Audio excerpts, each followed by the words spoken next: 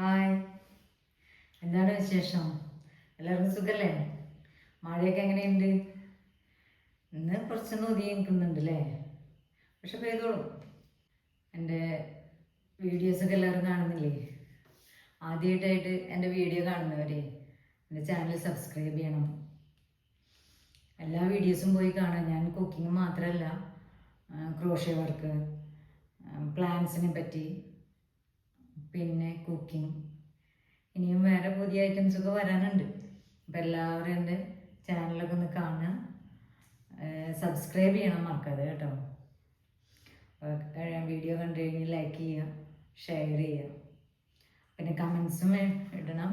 കമൻസൊക്കെ കാണുമ്പോൾ ഒരു സന്തോഷമാണല്ലോ. നിങ്ങളുടെ അഭിപ്രായങ്ങളൊക്കെ അറിഞ്ഞാലേ എനിക്ക് കൂടുതൽ നന്നാക്കി പുതിയ പുതിയ ഐറ്റംസ് ഉണ്ടാക്കാനും കൂടുതൽ വീഡിയോസ് നല്ലത് ഇടാനൊക്കെ സാധിക്കുകയുള്ളൂ. അപ്പം എല്ലാവരും കമൻസൊക്കെ അറിയിക്കണം കേട്ടോ. അപ്പം ഇനി നമുക്ക് എന്താ ഉണ്ടാക്കുന്നത് നോക്കാം. ഇപ്പം ഈ സീസണിൽ ഏറ്റവും സുലഭമായിട്ട് എല്ലായിടത്തും കാണുന്ന ഒരു സാധനം വെച്ചാണ് ഞാൻ ഈ സ്നാക്ക് ഉണ്ടാക്കുന്നത്. അത് ഇപ്പോൾ എല്ലാവരും അതുകൊണ്ട് കറിയും ഉപ്പേരിയും തോരനൊക്കെ ഉണ്ടാക്കി മടുത്തിരിക്കുക. അപ്പോൾ അതുകൊണ്ട് പുതിയൊരു സ്നാക്സ് ഉണ്ടാക്കാമെന്ന് വെച്ചു. അപ്പോൾ ആ സ്നാക്ക് എന്താണെന്ന് കാണാം കേട്ടോ. അപ്പോൾ നമുക്ക് ഉണ്ടാക്കി നോക്കല്ലേ. ഞാൻ ഈ സ്നാക്സ് ഉണ്ടാക്കുന്നത് കടച്ചക്ക കൊണ്ടാണ് കേട്ടോ. അപ്പോൾ കടച്ചക്ക ഇപ്പോൾ ധാരാളം കിട്ടുന്നതല്ലേ. അപ്പോൾ അത് വെച്ചിട്ട് നല്ലൊരു അടിപൊളി സ്നാക്ക് ഉണ്ടാക്കാം. അതാണ് ഇപ്പോൾ നോക്കുന്നത്. അതുകൊണ്ടോ കടച്ചക്ക ഇങ്ങനെ തൊലി ചെത്തി കഴുകി ഈ വലിപ്പത്തിൽ മുറിച്ചെടുക്കുക. കാരണം ഇത്ര തന്നെ വേണ്ടുള്ളൂ, ഇതിലും കൂടണ്ട. എന്നിട്ടതിൽ ഉപ്പും മഞ്ഞൾപ്പൊടിയും മുളക് പൊടിയും ഇട്ട് ഒന്ന് ചേർത്ത് വയ്ക്കുക. ഒരു 1/2 ടീസ്പൂൺ ഉപ്പ് ഇടുക. പിന്നെ നമ്മൾ മൈദമാവിലാണ് ഉണ്ടാക്കുക, അപ്പോൾ അതിലും ഒരു നുള്ളു ഉപ്പ് ഇടണം കേട്ടോ. അപ്പോൾ അതുകൊണ്ട് ആദ്യമേ ഇതിൽ കുറച്ചിട്ടാൽ മതി, 1/2 ടീസ്പൂൺ ഇടുക. എന്നിട്ട് പിന്നെ ഇതിൽ മുളക് പൊടി ഒരു 1/4 ടീസ്പൂൺ മുളക് പൊടി ഇട്ട് കൊടുക്കുക. ഒരു 1/4 ടീസ്പൂൺ മഞ്ഞൾപ്പൊടിയും ഇട്ട് കൊടുക്കുക കേട്ടോ. എന്നിട്ട് ഒരു തുള്ളി വെള്ളം നമ്മുടെ കയ്യിലൊരു തുള്ളി എടുത്തിട്ടൊന്ന് കുടഞ്ഞു കൊടുത്താൽ മതി. കൂടുതൽ വെള്ളമൊന്നും ആവശ്യമില്ല. കൂടുതൽ വെള്ളമായി അതിൽ ആ ഉപ്പും മുളകൊക്കെ അതിൽ പിടിക്കാതെ ഒഴുകിപ്പോവും.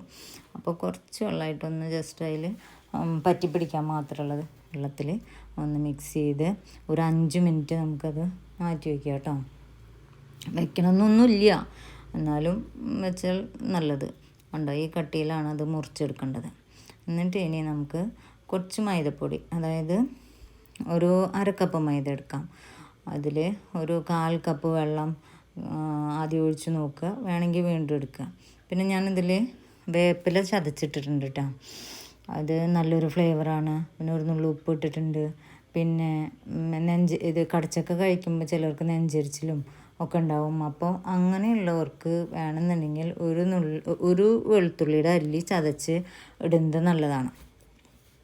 അപ്പോൾ വേണമെന്നില്ല, ഞാനിതിലിട്ടിട്ടില്ല.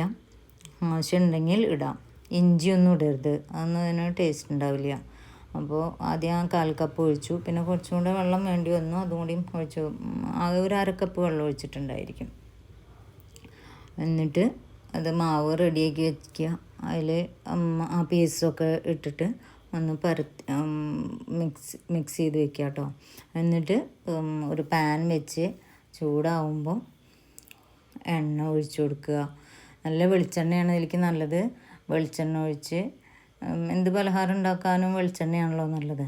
അപ്പോൾ ഇത് ചൂടായി വരുമ്പോൾ കുറച്ച് വേപ്പില ഇട്ട് കൊടുക്കുക. അതിൻ്റെ ഫ്ലേവറും കൂടി ഉണ്ടാവണം, നല്ലതാണ്. ഇത് ഈ കൺസിസ്റ്റൻസിയിലാണ് നമുക്ക് മാവ് വേണ്ടത്. അല്ലെങ്കിൽ മാവ് കടച്ചക്കയുടെ മുകളിൽ നിന്നൊക്കെ വേറിട്ട് പോകും. അപ്പോൾ ഇതാകുമ്പോൾ അവിടെ പറ്റി പിടിച്ച് കുറച്ച് നല്ലൊരു കോട്ടിങ് ഉണ്ടായിരിക്കും അതിൻ്റെ മുകളിൽ.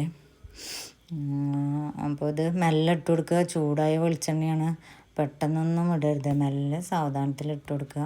അപ്പോൾ ഇത് കുട്ടികൾക്കും ആദ്യമായിട്ട് കുക്കിങ്ങൊക്കെ പഠിച്ചു വരുന്നവർക്കൊക്കെ ഉണ്ടാക്കാൻ പറ്റുന്നതാണ്. ഒരു 2 മിനിറ്റ് കഴിഞ്ഞ് അത് മറിച്ചിടുക. അപ്പോൾ ഇത് പെട്ടെന്ന് തന്നെ വേവും. ആകെ ഇത് അടുപ്പത്ത് വെച്ച് കഴിഞ്ഞിട്ടുണ്ടെങ്കിൽ ആകെ ഒരു 5 മിനിറ്റിൻ്റെ ഉള്ളിൽ നമുക്കിത് വെന്ത് കോരാം. കണ്ടോ, അപ്പോൾ ഇതിൻ്റെ കറക്റ്റ് പാകമായിട്ടുണ്ട്. അപ്പോൾ ശരിക്കും പറഞ്ഞാൽ ആകെ 5 മിനിറ്റ് തന്നെ വേണ്ടൂ. മുന്നത് വേണമെങ്കിൽ മുളക് തേച്ച് വയ്ക്കാവുന്നേ ഉള്ളൂ, അല്ലെങ്കിൽ അപ്പം തന്നെ ഉണ്ടാക്കാവുന്നതാണ്. അങ്ങനെ നല്ല ടേസ്റ്റി ആയിട്ടുള്ളൊരു പലഹാരമാണ്. അപ്പോൾ എല്ലാവരും ഇത് ട്രൈ ചെയ്ത് നോക്കണം കേട്ടോ. ഇത് ബാക്കി വന്നത് ഞാൻ ആ മാവിൽ നുറുക്കിയിട്ടൊന്ന് മാവ് വേസ്റ്റ് ആക്കണ്ടല്ലോ, അങ്ങനെ ഉണ്ടാക്കിയതാണ്.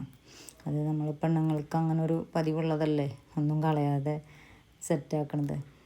ഇതാ കണ്ട, ഇതാണ് ഇതിൻ്റെ ഫ്രൈ ചെയ്ത് വന്നപ്പോൾ ഇങ്ങനെയായിരിക്കും. നല്ല രസമാണ്, നല്ല ടേസ്റ്റുള്ളതാണ്. ഇതുവരെ ഉപ്പേരിയും കറിയൊക്കെ ഉണ്ടാക്കി മടുത്തില്ലേ, ഇനി ഇതൊന്ന് ട്രൈ ചെയ്ത് നോക്കാം കേട്ടോ. കണ്ടോ, പൊട്ടിക്കുമ്പോൾ ഇതുപോലെ ഇരിക്കും, ഉൾവശം സോഫ്റ്റാണ്, പുറമേ ക്രിസ്പി ആയിരിക്കും. അപ്പോൾ നല്ലൊരു സ്നാക്ക്. Okay, bye.